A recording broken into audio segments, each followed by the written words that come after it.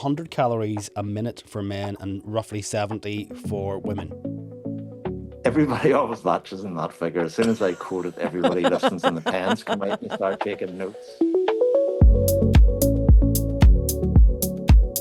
Hello and welcome to another episode of Sleep and Dream with Vinny and Cate. In this episode, we'll explore the two-way relationship between sex and sleep, how one impacts the other and vice versa, of course, the plus points and the problems.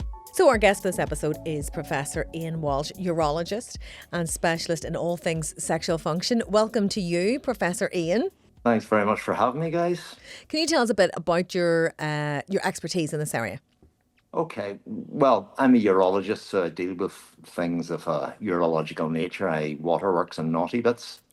But I have a special interest and training and qualifications in psychosexual medicine. I'm aligned with the Institute of Psychosexual Medicine in London. So that's a subspecialty area that I would practice in as well. I want to ask how you managed to make that connection or start into psychosexual medicine, but that feels like that could be a podcast on its own, Ian. It probably would be. It was just part of a personal journey when I started expanding my surgical expertise after being off ill for a while, and I came back, and I've always been interested in the psychological aspect of surgical conditions, and one thing led to another, and I ended up getting training, then qualification, and the next thing I ended up on the council of the Institute of Psychosexual Medicine, and I've stayed aligned with those guys throughout my practice. It brings a lot to the surgical practice. It's a different way of dealing with patients. Absolutely. So we're going to talk about that connection between sex and sleep. So what happens in the body when we're sleep deprived that then affects your sexual desire, for example? Yeah, I mean, that's a good starting point for this, because there's two ways you can look at the interaction between sex and sleep. It's the effect of, sex on sleep, and the effect of sleep on sex, and particularly the lack of sleep or lack of quality of sleep.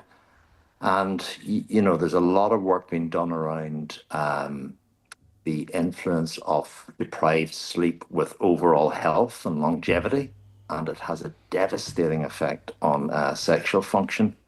Not just the function, but reduction in your self-esteem, reduction in your libido, reduction in your performance. But also it translates to lower levels of some of your important sex hormones. If you deprive males of sleep by getting them to sleep 6 hours a night for about a week, their testosterone levels in the morning fall to levels that would be associated with a man of 10 years older. That has an important effect on fertility. And similarly, for females, it has a negative effect as well. Fertility rates can drop by as much as 15% by a week of just a bit of reduction of sleep, by reducing their hours of sleep by one. So if drops their... Sorry, so you're saying if you sleep 6 hours a day, that is sleep deprivation in reference to this, as opposed to maybe 7 hours? Yes, I mean, everybody's different, but if you drop it right down to reducing it down to 6 hours a day, I mean, most people would consider that sleep deprivation. I consider that a good night, so Yeah, it's something to keep in mind. So that has a massive impact. It really does, and if it's sustained, that's the thing. I mean, if it's an episodic thing, you're doing it just sporadically, then that's okay. Your body will balance out a bit, but it does have a negative effect on fertility, on libido and sexual drive, erectile function, sexual function, all of the above. and did you say that's the same for women as well? Same for women too, yeah. Works in slightly different ways. I mean, it's really the quality of sleep seems to be the big thing. The biggest, the most pressing figures that have become available are for folk with sleep apnea. And you can see the devastating effect it has on male erectile function and on female sexual function. It really does interfere quite a bit with that. But lesser forms of sleep interference with just minor levels of sleep deprivation do have a knock-on effect. It's a lot more nuanced than that. I mean, sexual function it's a complex area, but sleep and sex are intertwined. And, if you don't get your sleep hygiene right, then it will have a negative effect on your sexual function directly. A lot of it due to hormonal changes, but there are other things that your self-esteem goes off, your circadian rhythms of your hormones go off up the left. There can be some emotional conflict between partners because they're sleep deprived and knackered and a bit tetchy with each other. That has a negative effect on your sexual function as well. And on the broader, more societal side of things, if you are sleep deprived, you will tend to make very poor decisions, and that can have a negative effect on your sexual health for some very obvious reasons. The effect of within a partnership has led some folk, particularly in California, to suggest what they have coined as a sleep divorce, and that's just basically where folks sleep in different rooms to improve the quality of their sleep, and it doesn't seem to adversely affect the marital relationship because they come together for purposes of sexual gratification or whatever you want to call it, but their overall emotional well-being is a lot better because they're sleeping better. You would think, though, the first response to that is, well, surely if there's an issue with your sex life because of your lack of sleep, if you then sleep in different rooms or different beds, that's not necessarily going to help improve that. It's because it's so nuanced. If you improve the quality of the relationship, the quality of the intercourse will improve. I mean, there is a lot to be said from a psychosexual perspective that one of the first signs of marital difficulty is that it may show up with some sort of difficulties on the sexual front. In general, that's one of the areas that tends to fade off last. It seems to last a lot longer as the relationship deteriorates. Well, in terms of sleep and the impact that the lack of sleep has on sex, is that usually the last thing people think about when they have a lack of sleep, the last thing that they want to address? Because obviously I think if it was me and I wasn't getting enough sleep, I'm more worried about how am I performing in work. I'm fighting with everybody. Yeah. And maybe the sex side is the bit that people overlook. Totally. And that's why it can be a little bit pernicious and creep up on you, and you don't realize that there are sexual issues starting to come into play. And you are a bit more focused, and understandably so, on, getting the job done, getting up functioning and getting the day-to-day out of the way. And then what folk tend to do is last on the list of priorities would be attending to their sexual function, but you find out that it's a circular relationship. If you improve the sexual side of things, your other functioning improves. Similarly, if your overall functioning is reduced, your sexual function will deteriorate as well. It's all a balance, isn't it? As Ian says, it is, what was the phrase you said? What was the phrase? Nuanced? It's quite nuanced, as Ian said. So if you do have concerns, go and see your GP. What are people doing that harms both their sex life and their sleep? So I'm thinking here about maybe their life, stress at work, alcohol, the screens. We keep talking about the impact of our screen time, Ian. All of the above, it's the attention to detail, which is why I mentioned the sleep divorce thing. It does help overall. I mean, the importance of a good night's sleep consistently cannot be overemphasized. And strangely enough, since we're talking about just that, the influence of healthy sexual activity on good sleep is to be commended, which is probably good news for everybody. The evidence has become more in the last few years. There's one seminal paper that was by Oesterling et al. In 2023 showed that there was a significant improvement in sleep quality and duration, and a shortening of the length of time, what they call sleep latency, before you actually get off to sleep, with sex that was in the form of partnership. So it was, there were people involved and there was orgasm involved. And I think that's largely on a hormonal basis that folk get a much improved sleep pattern. So that's like a loop you could explain. So if you have sex, it will help you sleep better, and if you sleep better, it might help your desire for sexual libido, your ability to perform, for want of a better word. That's like a cycle. Then, if you can keep that loop going.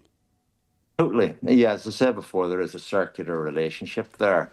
The influence of sex on sleep is largely hormonal. I mean, there are some parts of it that are to do with an improvement in self-esteem, overall well-being. You will get to sleep a lot quicker, you feel better, but a lot of it is largely on the basis of hormone changes. With orgasm, particularly within a partnership, there's a huge rush of dopamine, so that stimulates your reward center. You feel good. It's the thing that we run around as bipeds chasing all day long through our social media, etc. But there is also a rush of a hormone called prolactin, which basically knocks you off to sleep, and that's particularly seems to affect males more than females. It's why men get a bit of bad press for going to sleep immediately after sex. It's really on the basis of a rush of prolactin. You get a reduction in your cortisol levels, so there's less stress going on, and then you get a bit of an elevation of your oxytocin, and that's the sort of the well-being hormone, which makes you kind of feel good. So you can see why that all works. Plus the fact the physical activity of intercourse renders you just a little bit more tired. So men typically use about 100 calories per minute during Right. intercourse, and women get rid of about 70 calories per minute during it. So there is it's not highly intense activity in general, but it does have an effect. So those changes with the feeling of well-being and also the feeling of closeness and mainly the hormonal changes really do allow you to get off to sleep quicker and get a better quality of sleep. So 100 calories a minute for men and roughly 70 for women. Everybody always latches in that figure. As soon as I quote it, everybody listens and the pens come out and start taking notes. Yeah. I'm not pitching this as a means of losing weight, but that's what the calorific figures are. Yeah. It's because whenever I think of going to the gym or being on the treadmill or whatever, and I think of a certain biscuit that you can break, anyway, and they're like 150 calories, and sometimes you could be on the treadmill for quite a while to burn that off. So a minute with or a couple of minutes, there's a What there's a would you chocolate prefer? biscuit. You Yeah. Yeah. combine the two. Well, you Kate. could Kid argue cut on that to the, good the time. chocolate the chocolate biscuit would give you a wee bit of a rise in your dopamine as well, your pleasure hormones. That might help you get off to sleep, but That's it'd be a lot less healthy than having a partnered orgasm. I think we're just having all of it. Can I ask you about something you mentioned earlier about how as if you're not sleeping right and your hormones drop, the same happens that when your hormones drop as you get older. If you're perimenopause, menopause, or andropause, then your hormones have changed and that affects your sleep. Then what do you do? You can still improve the quality of your sleep by attending to sleep hygiene, getting regular exercise, having a good diet, avoiding caffeinated drinks, I think that avoiding the tech at the end of the day is the big thing. If you're going to do anything before you drift off to sleep, have a read of a book or meditate or something. That blue light is never a good thing. So how long before sleep would you say turn the blue light off? I think that last hour before you go to bed is really key, but certainly the last half hour is the one you really need to pay attention to. So these are all things to keep in mind if there are issues between your relationship of sex and sleep. So the screen time, alcohol, if you drink alcohol, we all know, I think, the impact that can have on sex. Mhm. But the two can often meet. It's the balance again. A moderate amount of alcohol will allow loss of inhibition. It will also allow you to more. It will have some relaxing properties as well, which are all conducive to intercourse. But the negative side of alcohol is it is strongly associated with erectile dysfunction and female sexual dysfunction as well. And Something it to affects all aspects of the sexual cycle, which runs through, desire to arousal, orgasm, and then reconstitution. And alcohol has a negative effect on most of those once it goes beyond moderate. And what's moderate, it depends on the individual. yeah, again, something to keep in mind, to consider: the Hmm. alcohol, the blue screens. There are certain things that might be beyond your control. So, say for example, if you do work on a very stressful job, or if your schedules don't necessarily match up, if someone's on shift work, there's sort of pressures around performance, so to speak. Is that simply where you've got to make a concerted effort, if you are part of a couple, to spend that time together to try and build on that sleep sex relationship? Yeah, the shift work is particularly troublesome. I think having an open conversation about it, there are things you can do to attend to that. If you're on a shift cycle for a while, you're probably going to have to just expect that your sexual hormone levels are going to be all over the place, and your sleep is going to be disastrously affected. And maybe just put sex in the back burner for a while. That might be the time when you might want to be thinking about the sleep divorce and getting at least one of you getting a decent night's sleep. But it's having the conversation and it's attending to all of the above will help your sleep, and also in turn will improve your sex life. So would there be sort of a little action plan, if you like, of Mhm. like a list of things to kind of keep in mind and to work on together to address things that are going to sabotage both your sleep and your sex life? I think that's a really good strategy, because you're going to have a tailored approach to it then, and it's going to be tailored to the couple rather than just the individual, because everybody reacts differently. Not everybody is as susceptible to blue lights and tech stimulation prior to sleep. Um, so everybody needs to sort of take their own approach to it, and something that's going to work for both of you is the key. And just it's being open about it is the important part, and just addressing it and prioritizing it by talking about these type of things, and by, if needs be, making a list and making a strategy. You're prioritizing your sex life, which is important, and it's paying tribute to it, and that in itself, that act alone will enhance your sexual well-being. In relation to that link between sex and sleep, what if you're single?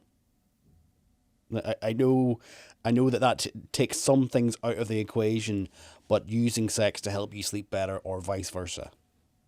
Well, I mean, I'm not suggesting that should be your main driver for engaging with sexual activity with another human being, but you will get better sleep.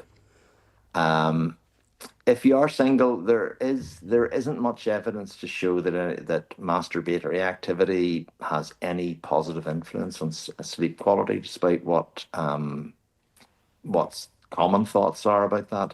That doesn't seem to have it. It seems to have no negative effect, no positive effect. Sounds like some urban It's myth, the Ian. I think so. I think so. There's no evidence for it.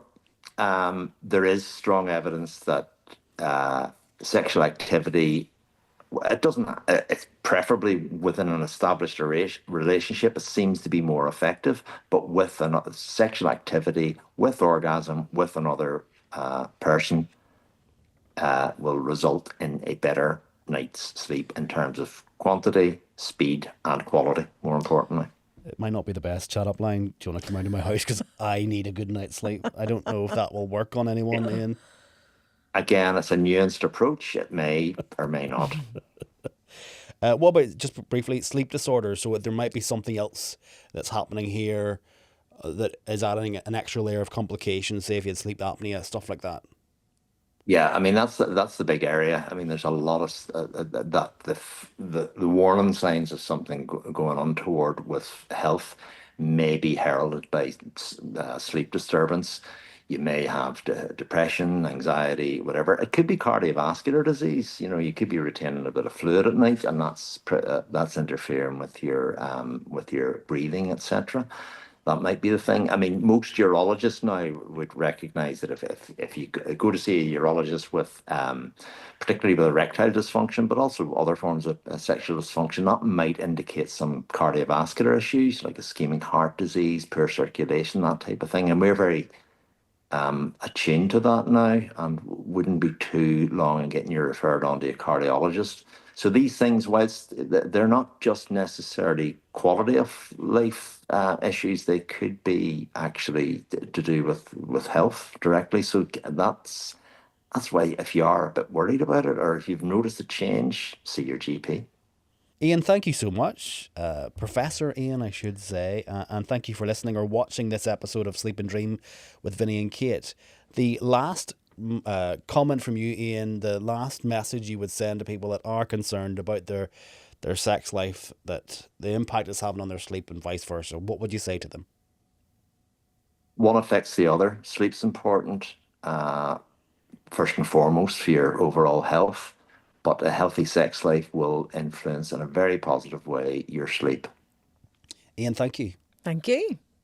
And thank you for listening to this episode of Sleep and Dream with Vinny and Cate. We post a new episode on the first Wednesday of every month. There are more than 20 there. You can go and listen. They are available on BBC Sounds.